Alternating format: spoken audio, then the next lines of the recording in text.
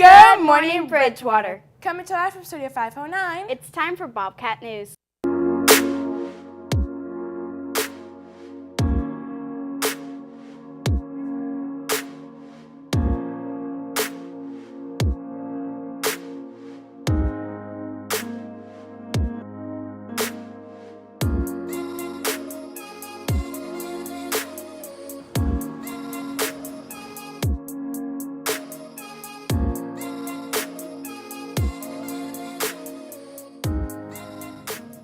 Today's Friday, March 29th, 2019. Welcome to another stellar edition of Bobcat News. Make sure you tune in until the end of the show. I'm Natasha Mendez. And I'm Belle Risen.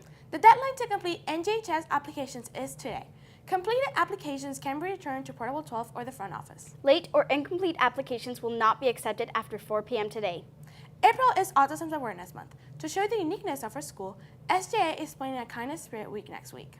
Things kick off Tuesday with Shine a Light on Autism Awareness by wearing a blue shirt. Spring is here and the warm temperatures are rising. Cool off with ice cream. Beginning April 1st, SGA is selling mini melts for $4. There will be 6 flavors to choose from. SGA will be selling on Mondays, Wednesdays, and Fridays after school in front of the school. 10% of proceeds will go to autism research. Attention 8th graders, the Windermere High School dance team auditions are starting this week on Monday. There will be an audition prep clinic after school this week starting at 5 at the high school. The auditions for the team start on Monday for incoming freshman dancers starting at 5 p.m. Each day will focus on a different style of dance. If you want to learn more, contact windermeredance@gmail.com. Hey 8th graders, grad bencher is just around the corner. You want to make sure you get to go, right? It's time to make your second payment. Please remember to turn in your second payments. Now it's time to check in with Kaylee Serrano for the latest in Bobcat sports.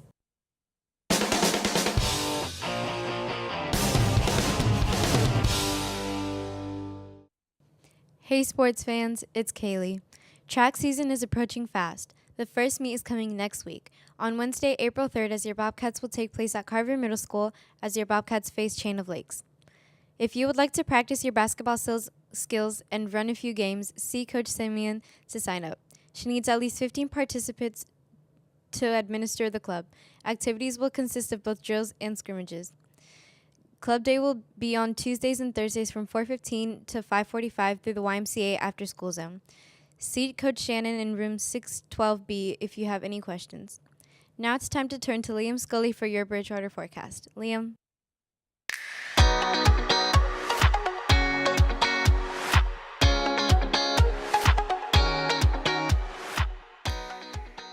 Here's how your Bobcat day is shaping up. Today it will be sunny with a high of 79. Today's joke of the day is, what did the pirate say when he turned 80? Aye, 80. Now let's take a look at your 5-day forecast. We'll have a lot of sun and rain at the start of the week. Now, back to the desk. Thank you, Liam. It's time to learn about what goes on around the world. Today is Venezuela's turn. 20 years ago, in 1998, Venezuela began going through the crisis it is currently in. How did it all begin? On the presidential election of 1998, Hugo Rafael Chávez Frías ran for the presidency against Enrique Salas Romer, in which Chávez won by 56% of the votes, leaving Salas at 40%. This led to the beginning of the crisis. It started small, changing the flag from 7 stars to 8 stars, making his way across the Venezuelan government, slowly making sure he would stay in power. He stayed in power for 11 consecutive years. He couldn't keep running because he fell ill and died. This is the part in which Nicolás Maduro, vice president under Chávez, comes in. He ran in the election of 2013 after Chávez's death. In the election, candidate Enrique Capriles Radomski won. However, it was rigged, so Maduro won anyways. This marked the beginning of one of the worst Venezuela's crises have ever been. Many families started to flee, and in 2014, the guarimbas were at its peak.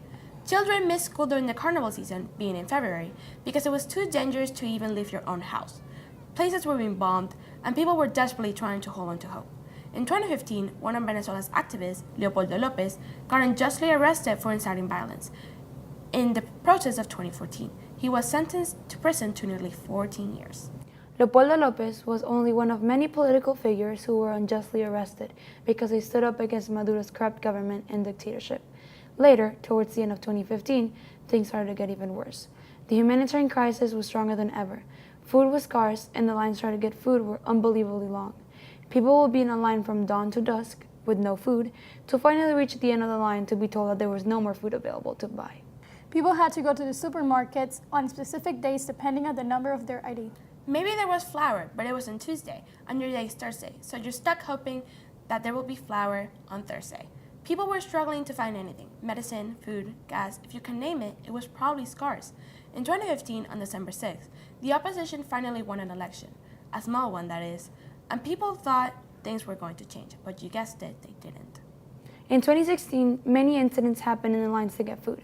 It was horribly hot, Venezuela being a tropical country, and people were not in the best conditions to wait in line for incredibly long hours. Food was very scarce and people were starving. This period of time was one of the hardest ones. In comes 2017, and this year, everything just got very bad. The major protests began. Venezuelans were going out on the streets every day, blocking them. The military under Maduro's power started to fight the Venezuelans, and by the end of the year, 165 people have been killed fighting for freedom. And to the important question, how did Venezuela get into this situation? Venezuela was, and is, sitting on top of one of the world's largest oil reserves. The oil reserve was the source of Venezuela's profit and revenue, and slowly, Chavez lowered the price, and as the dollar-bolívar ratio got higher, oil became cheaper. With Maduro, the inflation was bigger than ever.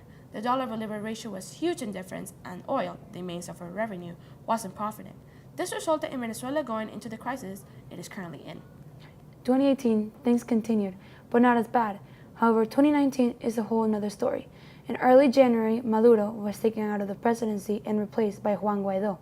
In January 23rd, Venezuelans all over the world, in Spain, Saudi Arabia, Colombia, Venezuela, and here, everywhere, went out to protest. And around 12 p.m., a new president was proclaimed.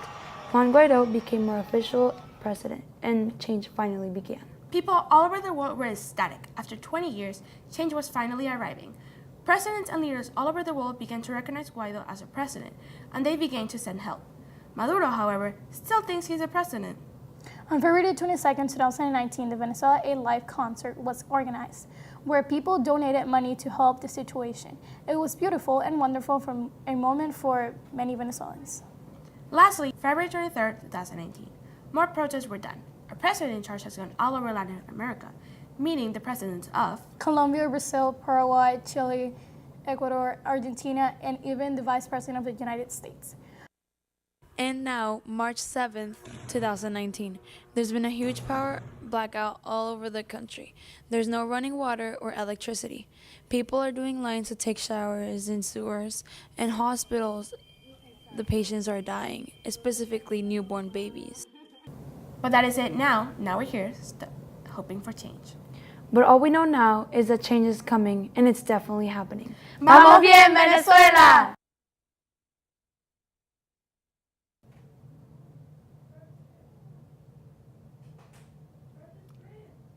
Now for a special message. Aloha, Bobcats. This is Mr. Hurst coming to you with our Q4 Student Code of Conduct Review. There's a few things I want to go over with you to make sure that everybody still understands parts of the Code of Conduct. The first thing is safe harbor. Safe harbor is a situation in which you find yourself realizing that you brought something to school that you should not have, accidentally left it in your book bag from a camping trip or something of that nature. If you turn it in to a school official before an investigation begins, you will be clear of any disciplinary procedures and consequences because of safe harbor. Also, just want to remind you guys, if you see something, say something. Come and let us know if you see something that doesn't look right that may be going on so we can keep all of our students and staff safe. Next, guys, with technology, make sure that we're using our computers for appropriate educational purposes. Also, a reminder that we do have technology in book bags, and if we're mishandling book bags, it could cause an issue with breaking of the laptops.